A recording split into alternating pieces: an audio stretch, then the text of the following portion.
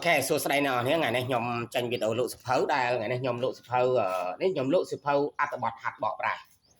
phấu bọt hạt bọ prai miền bị khmai từ ong lệ phong nâng từ ong lệ một khmai phong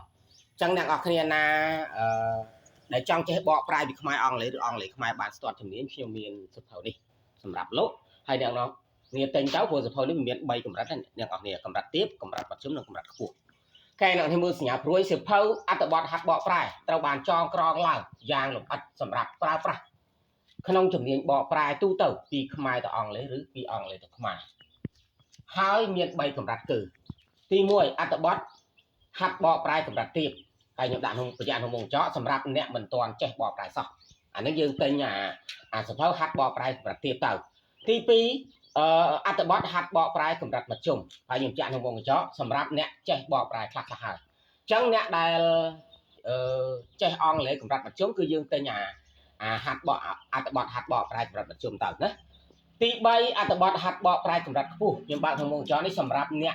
ចេះបកប្រែច្រើនមកហើយអញ្ចឹងយើងទិញអាហ្នឹងទៅដូចទៅបំពេញបន្ថែមអញ្ចឹងណាហ្នឹងហើយសញ្ញាព្រួញបន្ទាប់អ្នកដែលអាចប្រើសភៅអត្ថបទហាត់បកប្រែខ្មែរអង់គ្លេសខ្មែរនេះបានគឺទី1គ្រូបរៀនភាសាអង់គ្លេសទី2អ្នកបកប្រែសំឡេងទី3អ្នកបកប្រែទាល់មាត់ទី4បុគ្គលិកក្រុមហ៊ុនទី5បុគ្គលិកអង្គការក្រៅរដ្ឋាភិបាលទី6និស្សិតផ្នែកអក្សរសាស្ត្រអង់គ្លេសនៅតាមសាកលវិទ្យាល័យនានាតែអញ្ចឹងអ្នកទាំងនឹងអាចទិញសៀវភៅហ្នឹងតែយកទៅអនុវត្តបាទណាសញ្ញាព្រួយចុងក្រោយទំនាក់ទំនងទិញសៀវភៅនេះតាមរយៈ Telegram របស់ខ្ញុំគឺ093 553 191ខ្ញុំបញ្ជាក់បន្ថែមបន្តិចអ្នកនរគ្នាតាក់ទងនឹងសៀវភៅ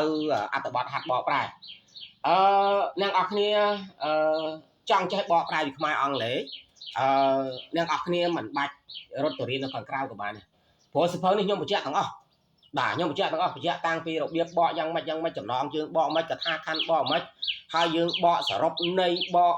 ចំណុចពិសេសអីខ្ញុំសរសេរក្នុងនោះខ្ញុំរៀបរាប់គាត់អស់ឲ្យវាច្រើនពេកនៅក្នុងនោះអ្នកនរគ្នាអញ្ចឹងអ្នកនរគ្នាចង់ហាត់ចេះបកប្រែហើយយកជំនាញនេះយកទៅធ្វើការតាមស្ថាប័នឯកជនឬក៏ស្ថាប័នរដ្ឋនានាគឺអ្នកនរគ្នាទិញមកតាក់ទងតាម Telegram របស់ខ្ញុំមក093 553 191អូខេប៉ុណ្ណឹងអ្នកនរគ្នា